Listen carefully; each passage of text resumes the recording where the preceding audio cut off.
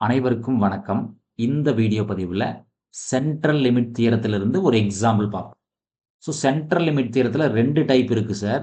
Central limit தியரத்துல type 1 என்ன சார்னா, some சொல்லலாம், இல்லன்னா அடிஷன் சொல்லலாம். சம் இல்லன்னா அடிஷன் சொல்லலாம். டைப் 2 என்ன சார்னா, மீன் சொல்லலாம், இல்லன்னா ஆவரேஜ் சொல்லலாம். மீன் அல்லது ஆவரேஜ். சம்ல என்ன கண்டுபிடிக்க சொல்றோமோ அதுதான் பார்க்கணும். இங்க என்ன கொடுத்துருக்கான்னு பாருங்க, ரேண்டம் சாம்பிள் ஆஃப் சைஸ் 100. அப்போ என்னோட வேல்யூ என்ன சார்னா 100. n 100 from a population whose mean is 60. இப்போ மீன்றது மியூ ஈக்குவல்ஸ் டு 60 கொடுத்துருக்கோம் sir. With variance equal to 400. Variance 400 கொடுத்துட்டோம் இல்லைங்களா? வேரியன்ஸ் 400. எனக்கு என்ன சார் வேணும்னா ஸ்டாண்டர்ட் டீவியேஷன் தான் வேணும். இப்போ ஸ்டாண்டர்ட் டீவியேஷன் என்ன சார்னா ஸ்கொயர் ரூட் வேரியன்ஸ் இல்லைங்களா? அப்போ ஸ்கொயர் ரூட் 400 போட்டால் என்ன சார் கிடைக்கும்? நமக்கு standard deviation sigma equals to 20 இல்லைங்களா? சிக்மா ஈக்குவல்ஸ் டு 20 கிடைக்கும். Fine. Using central limit theorem, what probability can we assert that mean of the sample? தெளிவாக மீன் கொடுத்துருப்போம் சார். அப்போ நம்ம டைப் 2க்கு தான் போயாகணும், டைப் 1 போக வேண்டியதில்லை. அப்போ டைப் 2ல எஸ்என்னோட வேல்யூ என்ன சார்ன்னு கேட்டிங்கன்னா, normally distributed with mean mu தான். சிக்மா மட்டும் sigma divided by root n எழுதுவோம். ஓகேங்களா?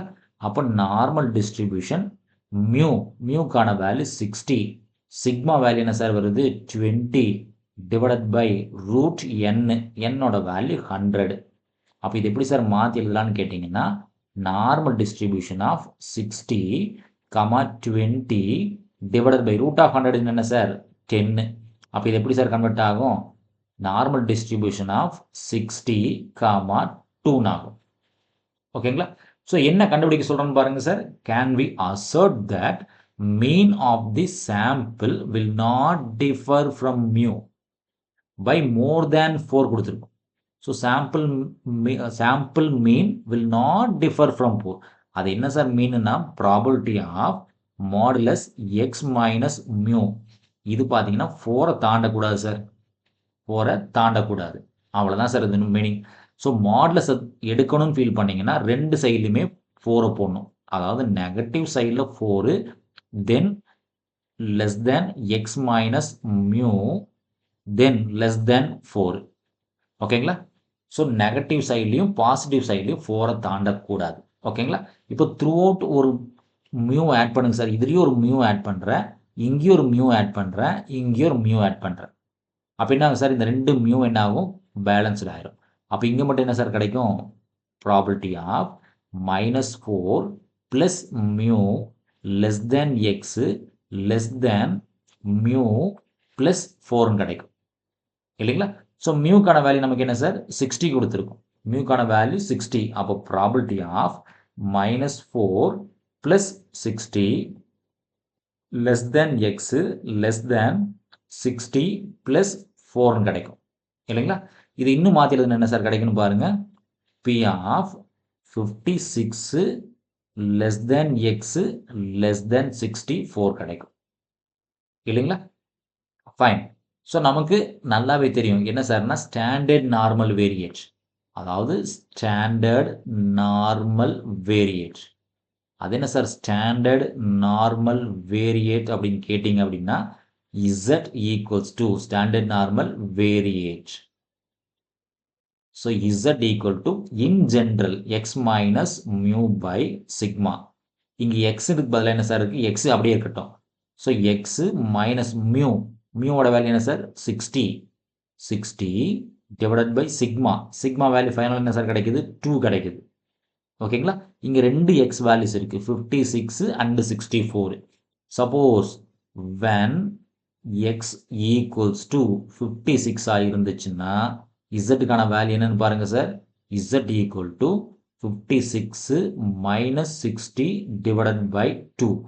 அப்போ டிஃபரன்ஸ் என்ன சார்? 56ல் 60 போச்சுன்னா -4. -4 by 2 போட்டிங்கன்னா -2 கிடைக்கும். Similarly when x equals to 64 இருந்துச்சுன்னா Z ஓட வேல்யூ 64 minus 60 divided by 2. இதுக்கும் பார்த்தீங்கன்னா அதே 2 தான் கிடைக்கும். ஆனால் +2 கிடைக்கும். அப்போ இந்த டேர்ம் எப்படி சார் நான் மாற்றி எழுதலான்னு கேட்டிங்கன்னா probability of -2 less than z less than +2ன்னு மாற்றி எழுதலாம். ஓகேங்களா? ஸோ டென்டேட்டிவாக ஒரு நார்மல் கர்வ் வரையணும் சார். அப்ராக்சிமேட்டாக ஒரு கர்வ் வரையணும். பெல் ஷேப்பில் ஒரு கர்வ் வரையணும். ஓகேங்களா? இது டுவோர்ட்ஸ் பாசிட்டிவ் டைரக்ஷனில் இன்ஃபினிட்டி, இது நெகட்டிவ் டைரக்ஷனில் இன்ஃபினிட்டி. ஸோ மிட் வேல்யூ என்றைக்குமே 0ன்னு எடுத்துப்போம் இல்லைங்களா? இது பாசிட்டிவ் சைடில் 2, நெகட்டிவ் சைடில் 2. ஸோ இந்த கேப்பில் இருக்கக்கூடிய இதுதான் ரெக்வயர்டு ரீஜியன் இல்லைங்களா? இதுதான் ரெக்வயர்டு ஏரியா. ஸோ இங்கே 0 to 2னாலும் 0 to -2னாலும் டிஸ்டன்ஸ் ட்ராவல் பண்ணது சேம் தான். அதனால் நான் என்ன சார் பண்ணுறேன்னு கேட்டிங்கன்னா இந்த 0லேருந்து 2 வரைக்கும் மெஷர் பண்ணிவிட்டு அதை 2ஆல் மல்டிப்ளை பண்ணிட்டா தேவையான ஏரியா கிடச்சிரும். ரெண்டு சேம் தானே சார்? ஸோ இங்கிருந்து 2னாலும் ரிவர்ஸ் சைடில் 2னாலும் ஏரியா ட்ராவல் பண்ணது சேம்.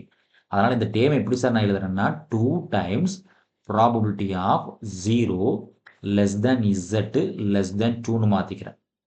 ஓகேங்களா? அப்போ 2 times 0 to 2. அப்போ எக்ஸாக்ட் 2. அப்போ நார்மல் டேபிள் எடுத்துக்கங்க சார். எக்ஸாக்ட் 2க்கு என்ன வேல்யூ வருதுன்னு பாருங்கள். ஸோ எக்ஸாக்ட் 2ன்றது என்ன சார்? 2.0. ஸோ இது ஸ்டாண்டர்ட் நார்மல் டேபிளில் எக்ஸாக்ட் 2.0க்கான வேல்யூ என்னன்னு பாருங்கள். ஸோ எக்ஸாக்ட் 2.0க்கான வேல்யூ இங்கே இருக்குது 0.4772. அப்போ அதை ரீப்ளேஸ் பண்ணுங்க சார். என்ன கிடைக்குதுன்னு பாருங்கள். 0.4772. அதை 2ஆல் மல்டிப்ளை பண்ணணும் இல்லைங்களா? அப்போ 2 into 0.4772 போட்டிங்கன்னா அப்ராக்சிமேட்லி 9544. 0.9544 கிடைக்குது சார். இதுதான் எனக்கு தேவையான ஃபைனல் ரிசல்ட். நன்றி. மீண்டும் இன்னொரு வீடியோ பதிவில் பார்ப்போம். இந்த வீடியோ நம்ம கிளாஸ் இருக்கக்கூடிய இந்த மெத்தட் உங்களுக்கு சாட்டிஸ்ஃபைடாக இருந்துச்சுன்னா நம்ம சேனலை சப்ஸ்கிரைப் பண்ணுங்கள், வீடியோஸை லைக் பண்ணுங்கள், கமெண்ட்ஸ் பண்ணுங்கள், ஃப்ரெண்ட்ஸுக்கு ஷேர் பண்ணுங்கள். மீண்டும் இன்னொரு வீடியோ பதிவில் பார்ப்போம். நன்றி.